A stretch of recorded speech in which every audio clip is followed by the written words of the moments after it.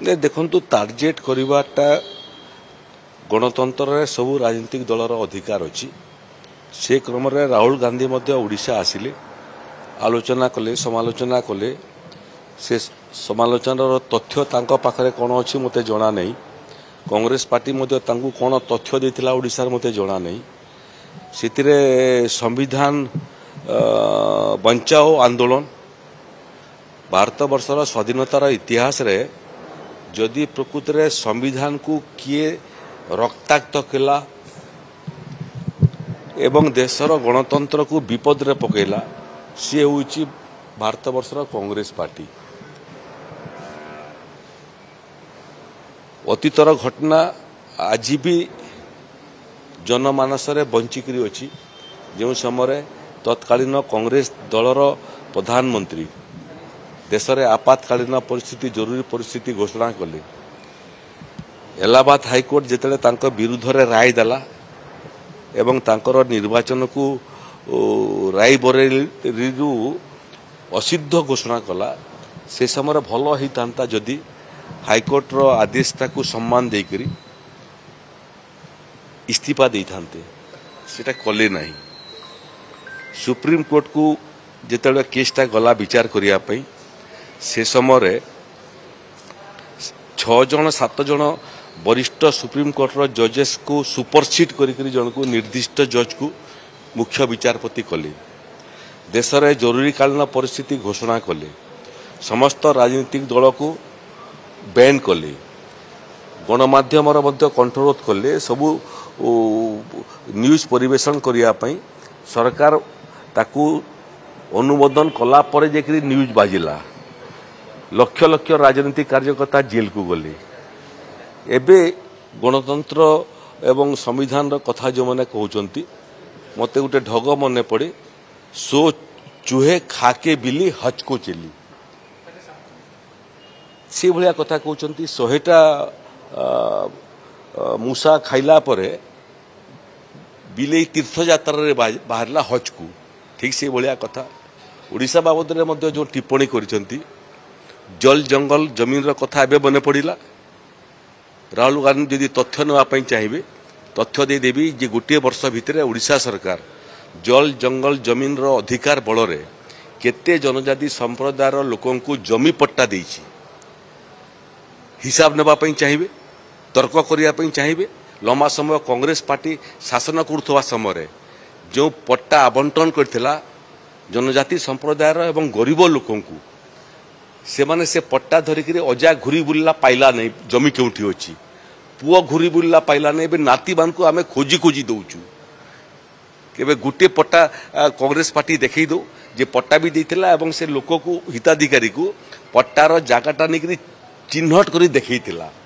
ତେଣୁ ସେମାନେ ଯାହା ଅତୀତରେ ସୁଯୋଗ ପାଇଲା ପରେ କଲେ ନାହିଁ, ଏବେ ସେମାନଙ୍କୁ ମନେ ପଡ଼ୁଛି।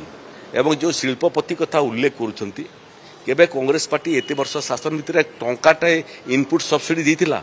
ଓଡ଼ିଶାରେ ମୋହନ ମାଝୀ ସରକାର 800 ଟଙ୍କା ପାର୍ କ୍ୱିଣ୍ଟାଲ ଇନପୁଟ ସବସିଡି ଏବଂ ସାରା ଭାରତବର୍ଷର 28ଟା ରାଜ୍ୟ ଭିତରୁ ଓଡ଼ିଶା ଏକମାତ୍ର ରାଜ୍ୟ ଯେଉଁ ଜାଗାରେ ଏକାଥରକେ 800 ଟଙ୍କା ଲେଖା କ୍ୱିଣ୍ଟାଲ ପିଛା ସବସିଡି ଦେଲୁ। କେବେ ଦେଇଥିଲ? ମା ଭଉଣୀମାନେ ଯେଉଁମାନେ ଆର୍ଥିକ ଅନାଟନ ଦେଇକରି ଗତି କରୁଛନ୍ତି ସୁଭଦ୍ରା ଯୋଜନା ନାଁରେ, ସେମାନଙ୍କୁ ମଧ୍ୟ ଆମେ 50,000 ଟଙ୍କା ଲେଖାଏଁ 5 ବର୍ଷ ଭିତରେ, ପ୍ରତ୍ୟେକ ବର୍ଷ 2ଟା କିସ୍ତିରେ 5,000, 5,000, 10,000 କେବେ 5 ପଇସା ଦେଇଥିଲ ତୁମେ? ତେଣୁ ଗୋଟେ ବାକ୍ୟରେ କହିବା ପାଇଁ ଗଲେ ଯେଉଁଟା ଆମକୁ କହିଲି ମୁଁ, ଯଦି ଭଲ ସୁଶାସନ କରିଥାନ୍ତେ ତାହେଲେ ଭାରତୀୟ ଜନତା ପାର୍ଟିକୁ ଶାସନ କରିବା ପାଇଁ ଦେଶରେ ଏବଂ ରାଜ୍ୟରେ ସୁଯୋଗ ମିଳିନଥାନ୍ତା। ତେଣୁ ନିଜକୁ ସୁଧାରନ୍ତୁ, ତଥ୍ୟଭିତ୍ତିକ ହୁଅନ୍ତୁ। ନିଜର ଦଳର ଯେଉଁମାନେ ବଡ଼ ବଡ଼ ନେତା ଅଛନ୍ତି ତାଙ୍କୁ ତଥ୍ୟ ମାଗନ୍ତୁ। ତଥ୍ୟ ଯଦି ପାଇବେ ନାହିଁ, ଆମେ ପ୍ରସ୍ତୁତ ଅଛୁ ଯେ ତାଙ୍କର ସମୟରେ କେତେ ଜନହିତକାରୀ କାର୍ଯ୍ୟ ଓଡ଼ିଶାରେ ହେଇଥିଲା। ଗୋଟିଏ ବର୍ଷ ଭିତରେ ମୋହନ ମାଝୀ ସରକାର ଓଡ଼ିଶାରେ ଗରିବ, ଆଦିବାସୀ, କୃଷକ, ମହିଳା, ଯୁବକ ଏମାନଙ୍କ ପାଇଁ କ'ଣ କରିଛୁ ପୁରା ଲେଖାଜୋଖା ବହି ବାନ୍ଧିକରି ଦେଇଦେବୁ।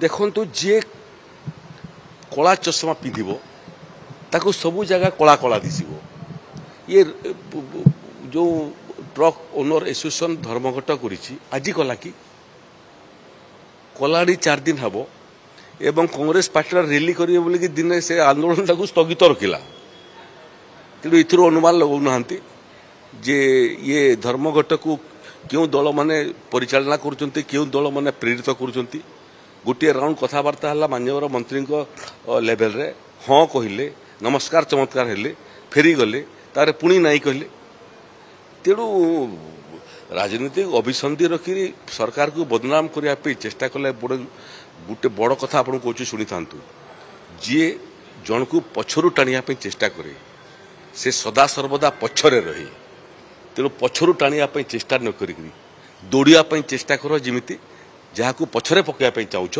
ताठू अधिक गति रे जाइकरी आकू पलाओ पछरु टाणिले पछरे रहिबो इम्पैक्ट तो मते दिसु नहीं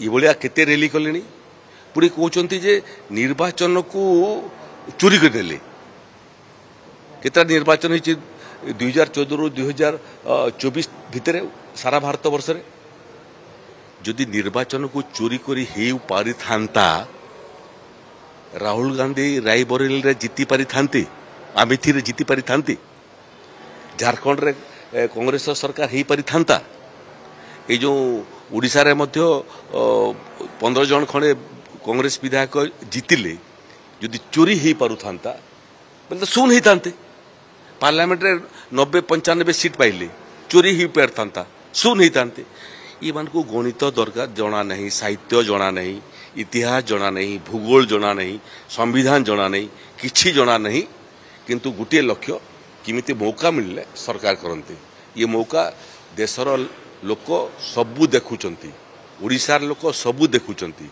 एवं सबुठु बड़ विषय है जे लोकों को थरे ठकी पारिबो दुई थर ठकी पारिबो बारंबार नुह आ सेमती ओडिशावासी बहुत विचक्षण आ बहुत संपन्न एवं से माने निकटरू देखुचंती एवं निष्पत्ति करुचंती एठी आसिकरी आहुरी 50टा रैली कले भी किछि फरक पड़िबो नहीं कांग्रेस पूर्व जो सीट पाइथिला आगामी निर्वाचन बेलू सेतकी सीटा को मेंटेन करवाटा कठिन हम सरकार करवाटा दिवा स्वप्न।